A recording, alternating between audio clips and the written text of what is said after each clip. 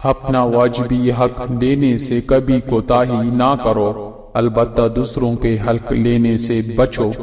اگر کسی سوال کا جواب معلوم نہ ہو تو اس کے جواب میں لا علم کہنا نصف العلم ہے۔ اپنی لا علمی کے اظہار کو کبھی برا نہ سمجھو۔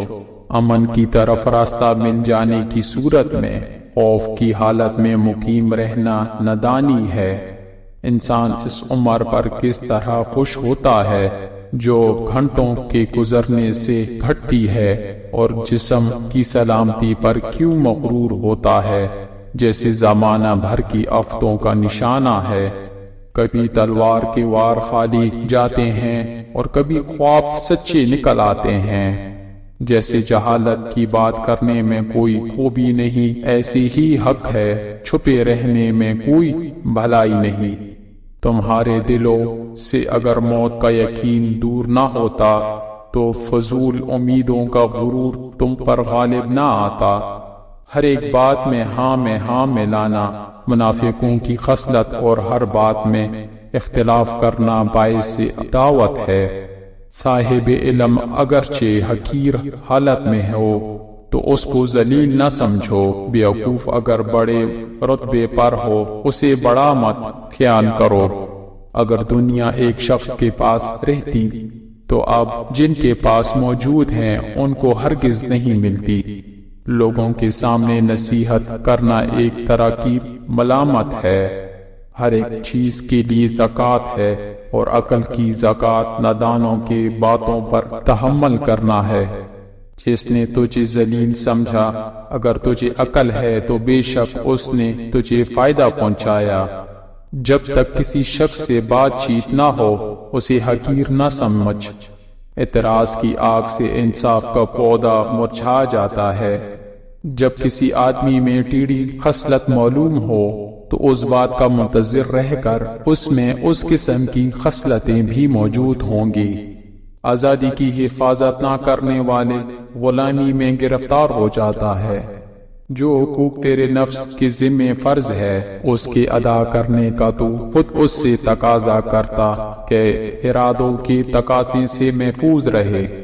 بہترین کلام وہ ہے جس سے سننے والے کو حلال اور اس سے پر بوجھ نہ ہو۔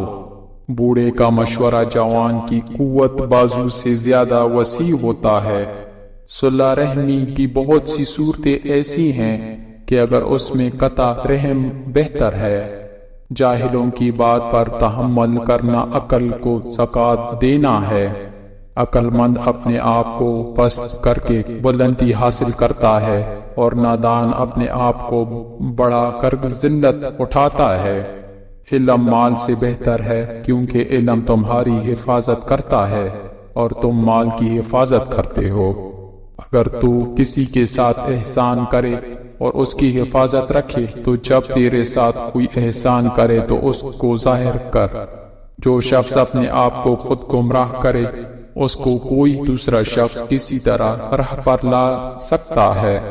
دنیائی فانی کی لذتیں لینے سے علم باقی کے اجر و ثواب میں کمی ہو جاتی ہے۔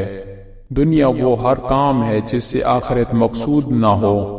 فقیر کا ایک درہم صدقہ بہتر ہے غنی کے لاکھ درہم صدقے سے۔ بڑا خطا کار لوگوں میں وہ ہے جس کو لوگوں کی برائیوں کا ذکر کرنے کی فراغت ملی ہو۔ اس شخص کی نسبت تعجب ہے جو اپنے اجل کا مالک نہیں، پھر بھی وہ اپنی امید کس طرح بڑھاتا ہے۔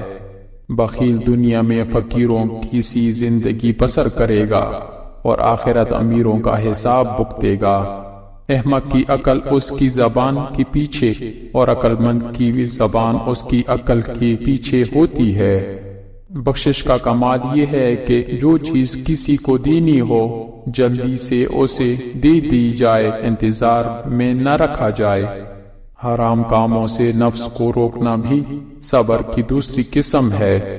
کہاوتیں اور مثالیں عقل مندوں اور عبرت حاصل کرنے والوں کے لیے بیان کی جاتی ہے، نادانوں کو ان سے کوئی فائدہ حاصل نہیں ہوتا۔ جو شخص حق کے خلاف کرتا ہے اللہ تعالیٰ خود اس کا مقابلہ کرتا ہے۔